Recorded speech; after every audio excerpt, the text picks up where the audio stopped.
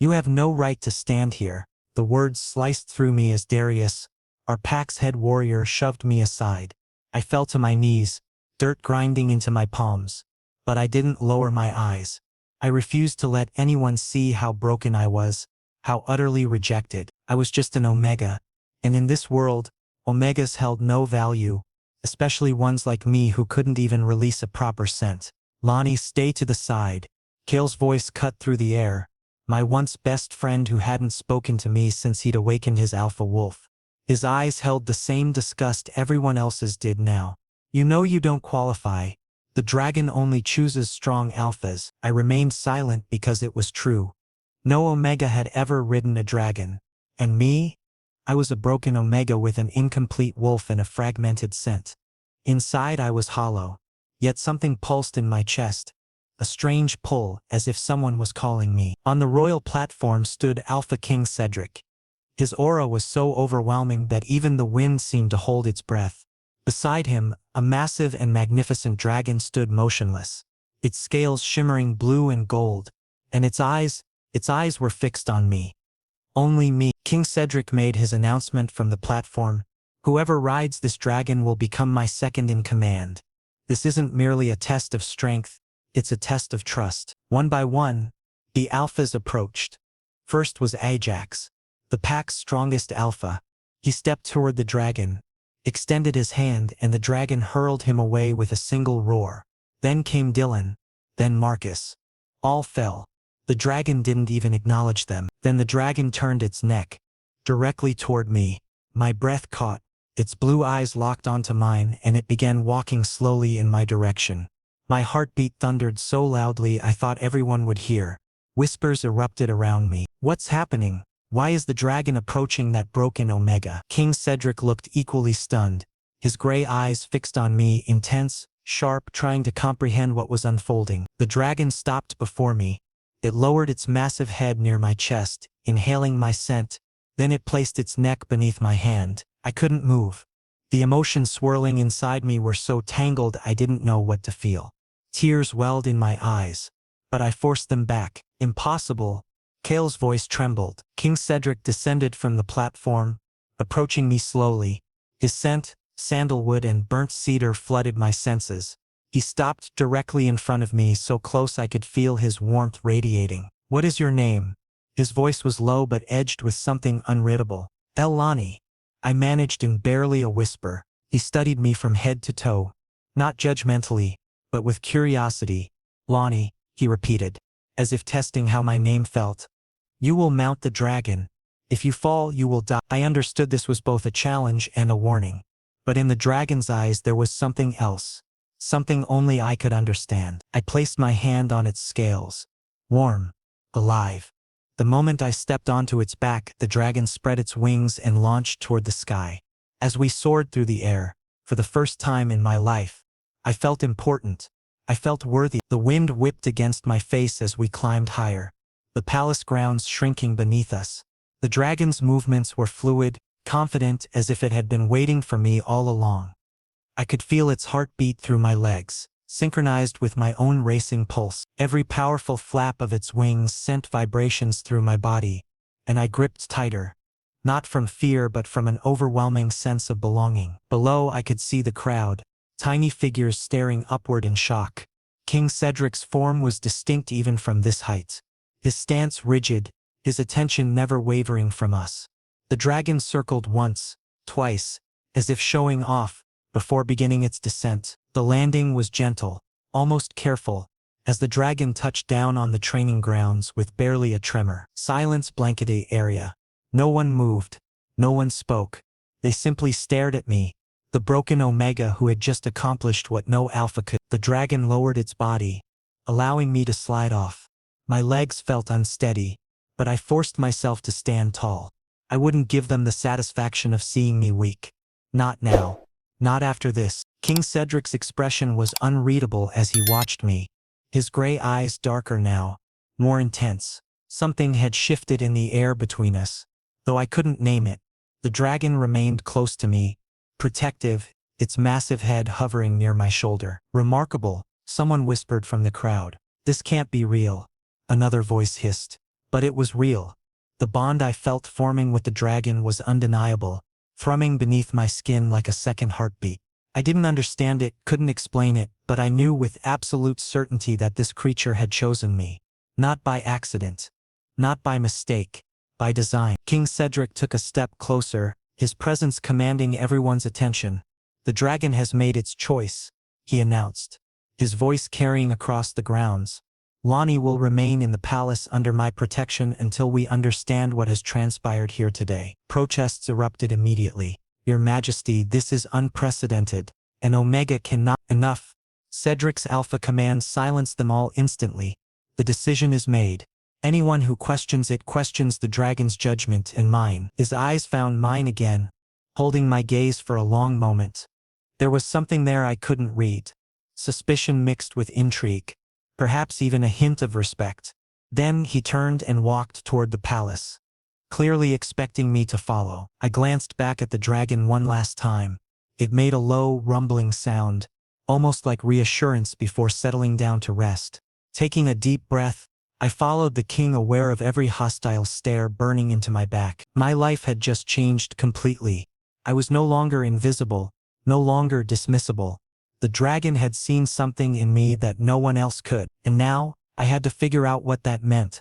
For me, for the dragon, and for the Alpha King, whose scent still lingered in my senses, making my wolf stir in ways I'd never experienced before. As I walked through the palace doors, leaving behind everything I'd known, one thought consumed me. This was only the beginning. My breathing was still ragged when the dragon's feet touched ground. We remained on the palace grounds, but everyone stood at a distance, their faces reflecting shock, as if they'd witnessed something supernatural. Perhaps they had. And Omega had ridden a dragon, and that dragon hadn't thrown me off. My hands trembled as I dismounted. My legs felt weak, but I steadied myself. I refused to let these people see me as broken anymore. "Lonnie." I turned at the sound. King Cedric was approaching. 4 guards behind him, all heavily armed. His expression was stern, but his eyes revealed something more. Curiosity, doubt, and perhaps a trace of suspicion. "Come with me."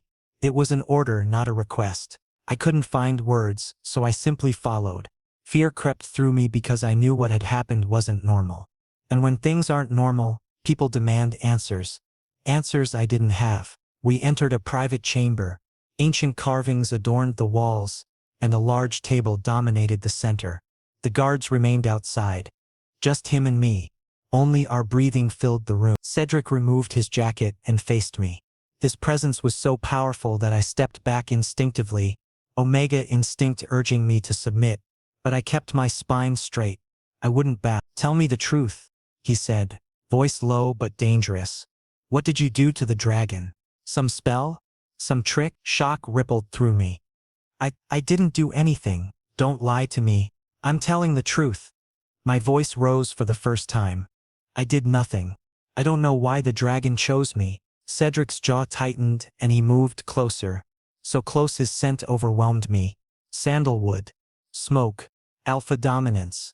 My wolf stirred inside, responding in a way I'd never felt before, as if recognizing him. "Your scent," he said softly, closing his eyes. "Why is it incomplete?" My heart sank. This was something I never wanted to discuss. My incomplete scent was my greatest weakness. It was why I'd been rejected. Why I was labeled broke. I can't fully present," I whispered, looking down. "My Omega wolf is incomplete. That's why my scent is weak." Silence stretched for several seconds. Then Cedric gripped my chin, tilting my face upward. His gray eyes were so deep I felt I could drown in them. "But the dragon chose you," he said quietly. "And dragons are never wrong." His words penetrated my chest. A strange warmth bloomed inside me, as if someone had finally deemed me worthy. But he pulled back, his expression turning cold again. "You'll stay here, in the palace, near me, so I can understand what the dragon saw in you." "I can't stay here," I began. "This is an order, Lonnie." His voice held finality. "You're under my protection now. And if you've deceived anyone, if this is some kind of trick, I'll end you myself." His eyes were serious, but his scent had taken on a protective edge. Strange. He walked toward the door and summoned a female attendant from outside. "Isla, take him to the guest chamber." and guard him. No one approaches without my permission. Isla, a petite beta female, glanced at me before bowing her head. Yes, your majesty. I started to follow her but looked back. Cedric stood by the window, gazing outside. His silhouette was powerful, lonely. To King Cedric, I said softly. He turned. Thank you, I said, for allowing me to stay. His expression didn't change, but he nodded once. Brief. As I left the chamber, I realized my life would never be the same. Perhaps this new beginning would bring something good. The corridors of the palace were magnificent. High ceilings, ornate decorations, portraits of past rulers lining the walls. Isla walked slightly ahead of me, her steps measured and professional. She hadn't spoken since we'd left Cedric's chamber, and I didn't push for conversation. My mind was too overwhelmed. When we reached my assigned room, Isla pushed open the heavy wooden door. My breath caught. The chamber was enormous, far larger than anywhere I'd ever slept. A massive bed with silk sheets dominated one side. A fireplace crackled gently on another, and tall windows overlooked the palace gardens. This is your room, Isla said, her voice neutral. Meals will be brought to you unless the king summons you elsewhere. There are fresh clothes in the wardrobe and a bathing chamber through that door. She pointed to a side entrance. Thank you, I managed. She studied me for a moment, her expression softening slightly. You've caused quite a stir today. Many are confused. Some are angry. But, she paused. Some believe the dragon saw something real in you. Before I could respond, she bowed and left, closing the door behind her. I stood alone in the opulent room, feeling completely out of place. This was meant for nobility, for people of status, not for broken omegas like me. I walked to the window, looking out at the sprawling grounds below. In the distance I could see the dragon, now resting in what appeared to be a specially designed enclosure, though the gates were open as if the creature could leave whenever it wished. My chest tightened with emotion. That magnificent being had chosen me, and I still couldn't understand why. A knock interrupted my thoughts. Enter, I called. Isla returned carrying a tray of food. I thought you might be hungry. It's been a demanding day. She set the tray on a small table near the fireplace. The food looked exquisite: roasted meat, fresh bread, vegetables I couldn't even name. My stomach growled, reminding me I hadn't eaten since early morning. Eat, Isla, I encouraged. You'll need your strength. Tomorrow the king will likely have more questions. Does he think I'm dangerous? I considered this carefully. I think he's trying to understand you. King Cedric is cautious, but he's fair. If you're honest with him, you have nothing to fear. She left me again, and I ate slowly, savoring each bite. The food was delicious, but my mind kept drifting back to Cedric. His gray eyes, his commanding presence, the way his scent had made my wolf react. No one had ever affected me like that. As night fell and I finally climbed into the impossibly soft bed, one thought kept me awake. Tomorrow would bring new challenges, new questions, and perhaps new revelations about why a dragon had chosen a broken omega, and why an alpha king seemed determined to uncover my secrets. Morning light flooded my room, and I woke disoriented. The chamber was so spacious, the bedding so soft, the surroundings so beautiful. I'd never slept anywhere like this. I'd barely slept at all.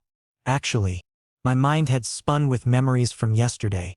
The dragon, King Cedric, his gray eyes, his scent. I shook my head. It all felt surreal. But when I went down to the dining hall, Isla had insisted I attend breakfast. Reality struck hard. The hall was filled with high-ranking wolves, alphas, betas. Every gaze fixed on me like I was some strange creature.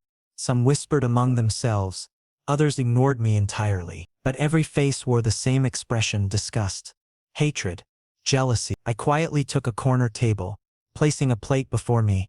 The food looked beautiful, but my throat felt dry. I couldn't eat, just held my fork while sitting there. Look who's here, the dragon rider. The voice came suddenly. I looked up. Darius stood there with two other alphas. Their faces showed mockery. Think you're special? Darius grabbed my plate and tossed it aside. You're just a broken omega, Lonnie. A fluke. The dragon must have chosen you by mistake. Exactly, the second alpha Rowan added. The king is just observing you. Once he realizes you're worthless, you'll be thrown back into the gutter where you belong. My hand clenched on the table. I wanted to say something, but my Omega instinct screamed, stay quiet. Submit. Survive. Leave him alone. A new voice, sharp and firm. I turned, another Alpha stood there. His name was Luca, one of the palace guards. He was young, with brown hair and a sharp jawline. Anger flashed in his eyes. He's the king's guest, Luca said, confronting Darius. If you touch him, the king will punish you personally. Darius laughed. Guest? This rejected Omega is your hero now. Luca? He glanced at me once more before turning away. Let's go. Leave him alone with his misery. After the three departed, Luca sat beside me. Are you all right? He asked, genuine concern in his voice. I was surprised he was the first person to speak to me normally. Yes, I said quietly. Thank you. Don't worry, Luca said. Many here are jealous of you, but some understand that what happened wasn't just luck. You believe the dragon chose me intentionally? Luca smiled. A genuine smile. Dragons never make mistakes, Lonnie. If it chose you, there's definitely something special inside you. My heart lifted slightly.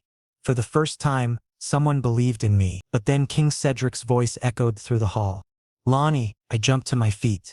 He stood at the entrance in full royal armor. His aura was so powerful the entire hall fell silent. His gaze landed on me, then shifted to Luca. His jaw tightened, as if displeased by something. Come with me, he said, addressing only me. Luca gave me a reassuring nod, and I followed Cedric. We went to a private training ground, where the dragon waited. Its blue eyes found me immediately, and it seemed excited to see me. Cedric faced me. From today you'll train with the dragon, he said. I want to understand why there's this attraction between you, and if you're truly worthy you'll need to prove it. How do I prove it? My voice shook. He stepped closer, very close. His scent sandalwood and smoke surrounded me. By forming a bond, he whispered. With the dragon, if you're truly chosen, the bond will form naturally. My heart pounded. A bond? With the dragon? And if the bond doesn't form? I asked. His gray eyes pierced through me. Then you'll leave. Because then you'd just be a fraud. His words cut deep, but I understood this was a test.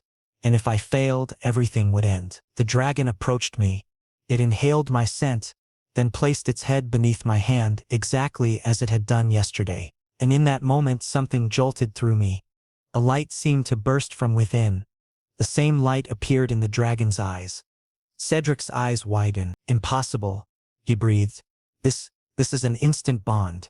I was equally shocked because I could now feel the dragon's emotions. Its trust, its warmth, its joy. Cedric moved very close, a different expression in his eyes. Who are you, Lonnie? He asked softly. Really? Who are you? I didn't know the answer, but the dragon knew. And perhaps Cedric would soon discover it too. The air between us felt charged with something I couldn't name. Cedric's proximity made my skin tingle, and I could sense his alpha nature responding to my Omega presence, even if my presentation was incomplete. The dragon made a low, satisfied rumble as if pleased with what was happening. This bond, Cedric began, his voice rougher than before. It usually takes weeks to establish, sometimes months. But he reached out, his fingers barely brushing my mane, and I felt electricity spark between us. You formed it in seconds. I don't understand it either, I admitted. When I touch the dragon, I feel connected. Like we were meant to find each other. Meant to, he repeated, his gray eyes searching mine. Do you believe in destiny, Lonnie? The question caught me off guard. I never had reason to before, and now. I looked at the dragon, then back at Cedric. Now I'm not sure what to believe. Everything I thought I knew about myself is changing. He stepped back abruptly, as if catching himself getting too close. You'll train here every morning. I'll supervise personally. We need to understand the extent of this bond, what you're capable of together. You'll be here? Every day? I couldn't hide my surprise. This is unprecedented, Lonnie. A broken Omega bonding with my dragon, the kingdom's most powerful guardian. Yes, I'll be here, every single day. His tone was firm, but something in his expression had softened. Besides, I need to ensure you're not a threat. I would never— I know, he interrupted. I can sense that much, but others won't be so easily convinced. You saw how they treated you in the dining hall. That was just the beginning. His words sent a chill through me. What do you mean? There are those in this palace who see you as a threat to the established order. An Omega who can bond with dragons challenges everything they believe about power and hierarchy. They'll want you gone, Lonnie.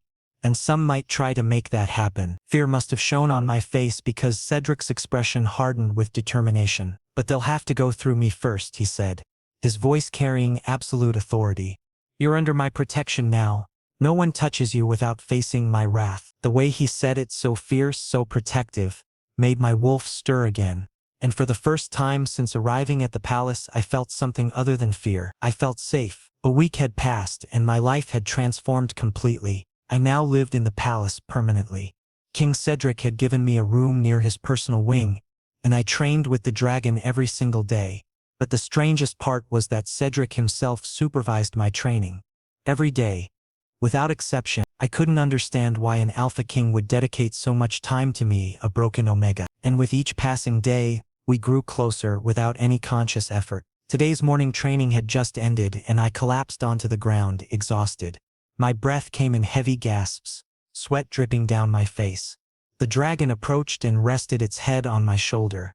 It now considered me its own. This bond had grown so strong that sometimes I could feel its emotions flowing through me. Much better, Cedric said, walking toward me. He extended his hand. I grasped it and stood up. But as I rose, my foot slipped and I crashed straight into his chest. His arms came around my waist instantly. Tight. Protective. My breath stopped. We were so close enough that I could hear his heartbeat. His scent flooded my senses. Sandalwood, smoke, and something new. Something that seemed meant only for me. Are you all right? He asked. But his voice sounded different than usual. Husky. Low. Why, yes. I stammered, my voice shaking too. He didn't release me. His gray eyes bored into mine as if searching for something.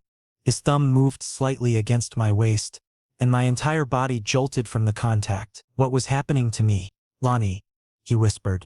Your scent, it's changing. Surprise rippled through me. What? Before your scent was weak.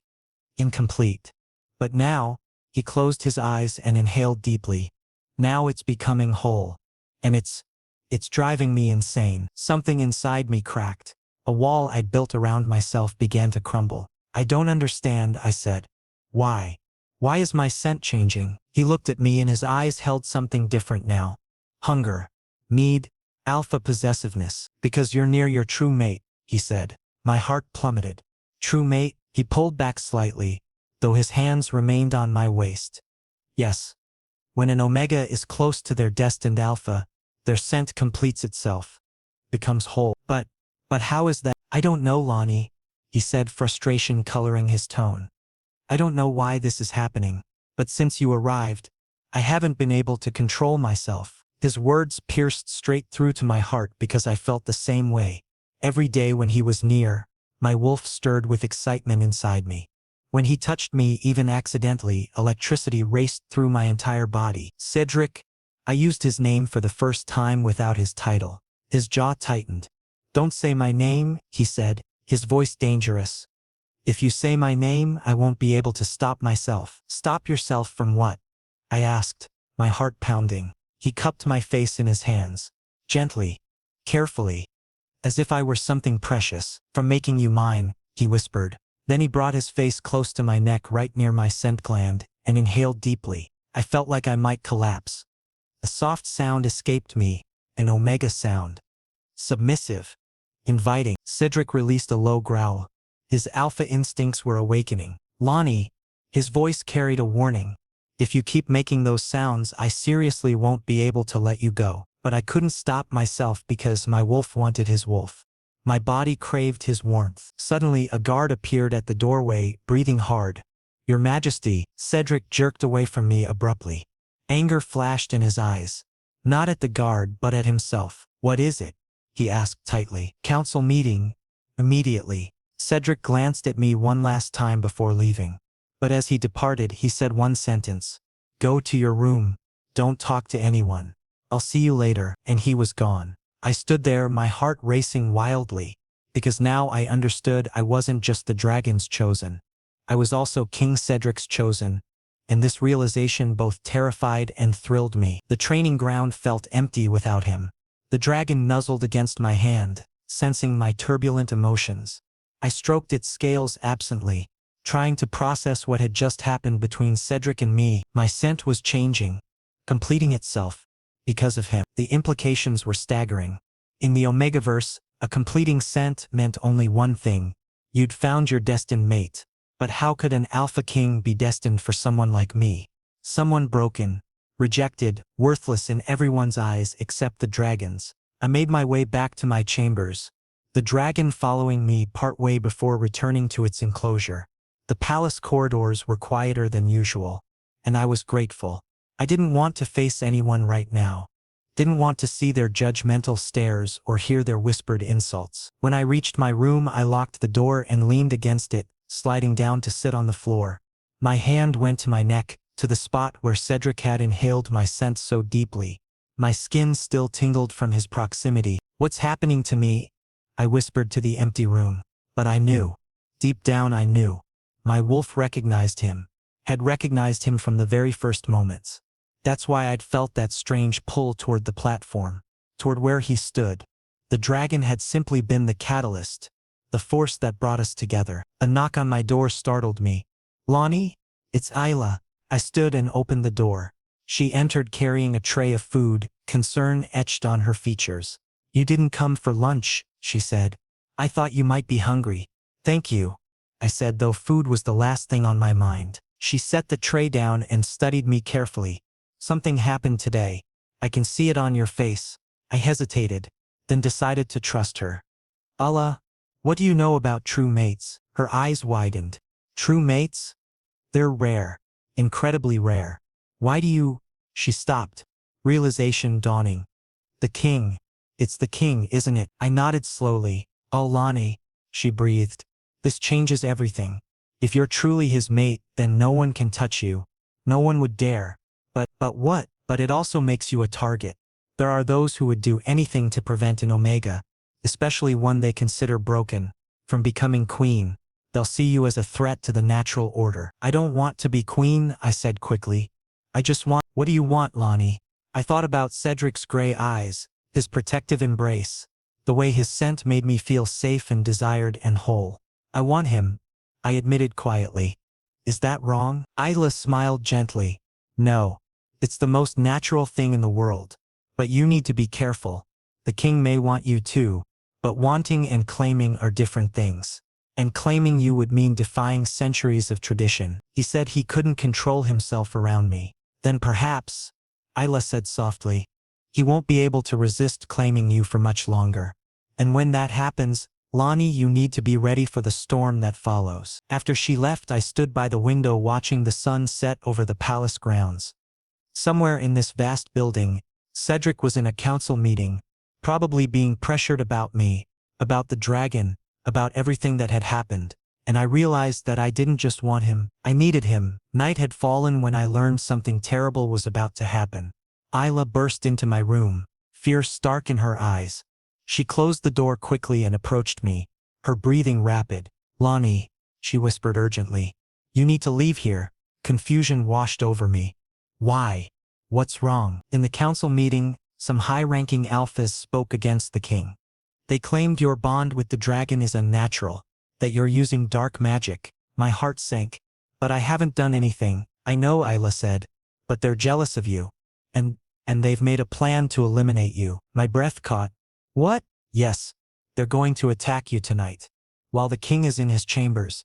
They're saying that if you're dead, the dragon will become available for another alpha to claim." I sank into a chair, feeling weak. So that was their plan, kill me to reclaim the dragon. Then, what should I do? "Come with me," Ela urged. "I can get you out through a secret passage." But before we could move, the door opened and Cedric entered. His eyes found me first, then shifted to Isla. "What's happening here?" Isla immediately bowed. "Your Majesty, I know everything," Cedric said, his voice calm but deadly. "I know about the council's plan." I looked at him. "So, I will protect you," he said, meeting my eyes directly. "Because you're my responsibility, and no one will lay a hand on you." His words held such conviction that my heart skipped a beat. But if they really do attack, then I'll destroy them, Cedric said simply. Isla fell silent. So did I. Because we both knew King Cedric kept his word. Lonnie, come with me, he commanded. Where? To my chambers. My eyes widened. Yes. You'll be safe there. No one can enter my private chambers without permission. Isla gave me an encouraging nod. I stood and followed Cedric. We went to the most secure wing of the palace, where only the king resided. His chamber was massive, a large bed, a fireplace, and windows overlooking the entire city. He locked the door and turned to face me. Sit, he said, gesturing toward the bed. I sat, feeling awkward. This was the king's personal space. His scent permeated every corner of the room. Strong, intoxicating. Cedric began removing his armor. Beneath his shirt his muscles were defined. Scars marked his skin. Battle scars. Alpha scars. You're in trouble because of me, I said, guilt flooding through me. He looked at me. I make my own decisions, Lonnie, and I've decided you'll stay here. But why? I asked desperately. I'm just an Omega. I'm not special. He took 2 steps forward and stood directly before me. His fingers gripped my chin, tilting my face upward. You are special, he said, his voice intense. Because the dragon chose you. Because your scent drives my alpha wild. And because... He paused. Because what? I whispered. Because I want to make you mine. My breath stopped entirely. He cupped my face in his hands, gently. I know this is happening fast. I know you might not be ready. But Lonnie, I can't deny it anymore. You're my mate. Tears filled my eyes, but they weren't from pain. They were from happiness. I feel it too, I finally admitted. Since you first looked at me, my wolf recognized you. A flash of possessiveness lit his gray eyes. Alpha need, then give me permission, he said. Give me permission to claim you. Claim? My heartbeat accelerated. Yes. My mark on your scent gland, so the entire world knows you're mine. This was a huge commitment, a permanent bond, but my heart was screaming. Yes. Yes. Yes. I whispered. Wild hunger filled his eyes. He placed his face against my neck right at my scent gland and kissed it softly. My entire body flooded with electricity, and then he bit down. Gentle. Careful. But possessive. I released a soft moan and his grip on me tightened. When he pulled back, his mark was there on my neck. Small but permanent. Now you're officially mine, he said, satisfaction in his voice. And truly, after that night, no one could touch me because I belonged to the king. Cedric held me in his arms, and for the first time I felt like I'd come home. The mark on my neck throbbed with a pleasant warmth, sending waves of comfort through my body. Cedric's scent wrapped around me like a protective cocoon, and I could feel our bond solidifying, becoming real, tangible, unbreakable. How do you feel? He asked, his voice softer than I'd ever heard it. Complete, I answered honestly. For the first time in my life I feel complete. He smiled, a rare, genuine smile that transformed his entire face. I've waited my whole life for you, Lonnie. I just didn't know it until the dragon brought you to me. The dragon knew, I said. It knew before we did. Dragons always know, Cedric agreed. They see what we're too blind to recognize. It saw that you were mine before I could admit it to myself. He pulled me closer, and I rested my head against his chest, listening to his steady heartbeat. Outside, I knew the palace was probably in chaos. The council would be furious. The high-ranking alphas would be plotting. But here, in this moment, none of that mattered. What happens now? I asked quietly. Now, Cedric said, his arms tightening around me. We face them together. Tomorrow I'll present you to the council as my chosen mate. They'll have no choice but to accept it. They'll fight this. Let them try, he said, and there was steel in his voice. I'm the king. My word is law.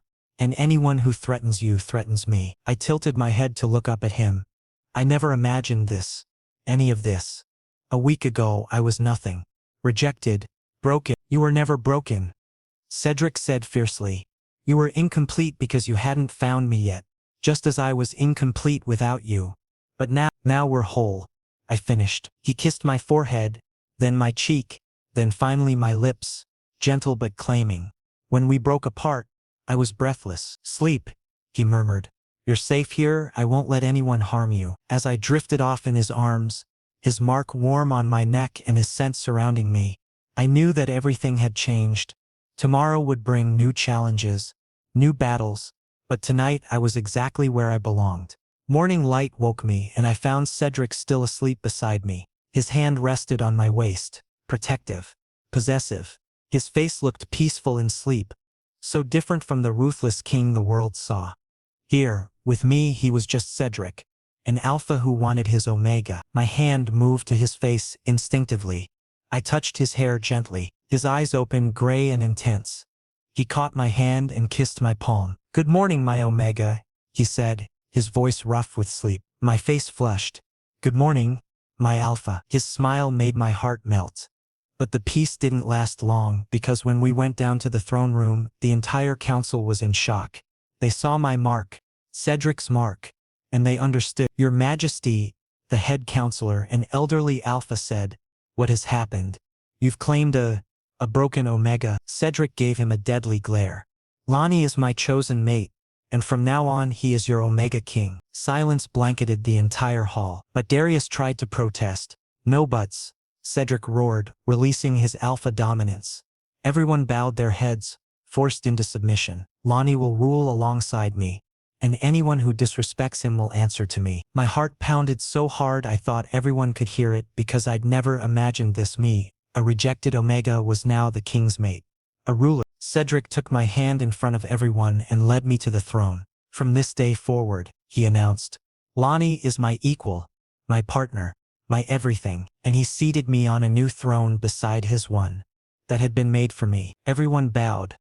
Slowly, reluctantly, but they did, because I was now their king. The weight of their stares pressed down on me, but Cedric's hand in mine kept me grounded.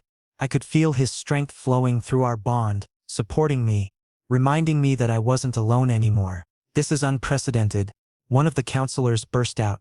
An omega has never bonded with a dragon either." Cedric interrupted smoothly. "Yet Lonnie did. Perhaps it's time we questioned our assumptions about what's possible." "But the traditions will evolve," Cedric said firmly. "As they must. Lonnie has proven himself worthy through the dragon's choice. That should be enough for all of you." Murmurs rippled through the crowd, some agreeing, others clearly dissenting. But no one dared challenge Cedric directly, not when his alpha dominance still hung heavy in the air. Darius stepped forward, his face twisted with barely controlled rage. "And what of the dragon? Will it serve an omega king?" "The dragon serves no one," I said, finding my voice for the first time. Everyone's eyes snapped to me. "The dragon chose me, yes. But we are partners, not master and servant. Just as the king and I are partners." Cedric's grip on my hand tightened, approval radiating through our bond. "Well spoken," he said. "Lonnie understands what many of you fail to grasp. True strength isn't about domination. It's about trust, partnership. The dragon taught us that." Luca, who stood among the guards, smiled at me, proud and encouraging. At least I had one ally in this room besides Cedric. "This meeting is concluded," Cedric declared. "You're all dismissed. Lonnie and I have much to discuss." As the crowd dispersed, their whispers following them out, I finally allowed myself to breathe. Cedric stood and pulled me to my feet, leading me away from the throne room to a private balcony overlooking the training grounds. The dragon was there, basking in the morning sun. When it sensed us, it looked up and made a happy rumbling sound. "They hate me," I said quietly. "Some do," Cedric acknowledged. "But hatred born of ignorance fades when faced with truth. You'll prove yourself, Lonnie. Not because you have to, but because you can't help being exactly who you are." "Then who am I?" He turned me to face him, his hands on my shoulders. "You're brave. You're kind. You're stronger than you realize. And you're mine." Those last words sent warmth flooding through me. "I'm scared," I admitted. "What if I can't do this? What if I fail?" "Then we'll fail together," Cedric said. "But I don't think you will. The dragon saw something in you. Something extraordinary. I see it too." "What do you see?" He smiled. "I see an omega who didn't let the world break him, even when everyone said he was already broken. I see someone who has more courage in his little finger than most alphas have in their body. I see my mate, my partner, my equal." Tears blurred my vision. "I love you," I whispered. "I know it's fast. I know we barely know each other, but I love you too," he said, cutting off my rambling. I think I started loving you the moment the dragon chose you. When I saw you stand up after everyone had knocked you down. When you refused to submit even though your instincts screamed at you to. He kissed me then, deep and claiming, and I melted into him. When we broke apart, he rested his forehead against mine. We'll face whatever comes together. The council, the traditionalists, anyone who tries to separate us. They'll all learn that our bond is unbreakable. Unbreakable, I repeated, testing the word. Unbreakable, he confirmed. Several months later, Cedric and I flew through the sky on the dragon's back, soaring through clouds and wind. I looked back at him and his gray eyes found mine. He smiled, genuine and soft. Did you ever imagine your life would turn out like this? He asked. I shook my head. Never. Not even in my wildest dreams. Are you happy? I laughed. Happier than I ever thought possible. He pulled me into his arms, tight, warm, safe. I love you so much, Lonnie, he whispered. And I looked into his eyes, seeing truth, commitment. Forever. I love you too, Cedric. With everything I am. And in that moment, high in the sky, among the clouds, on the dragon's back, we were complete, because I'd found my home. My mate. My destiny. The dragon roared joyfully beneath us, as if celebrating our happiness. Below, the kingdom spread out like a tapestry. Our kingdom now, mine and Cedric's together. The journey had been difficult. The challenges had been immense. But standing here, flying free with my mate, I knew every struggle had been worth it. I was no longer broken. I was no longer rejected. I was the Omega King, bonded to an alpha who loved me, connected to a dragon who had seen my worth when no one else could. And nothing, absolutely nothing, could break what we'd built together.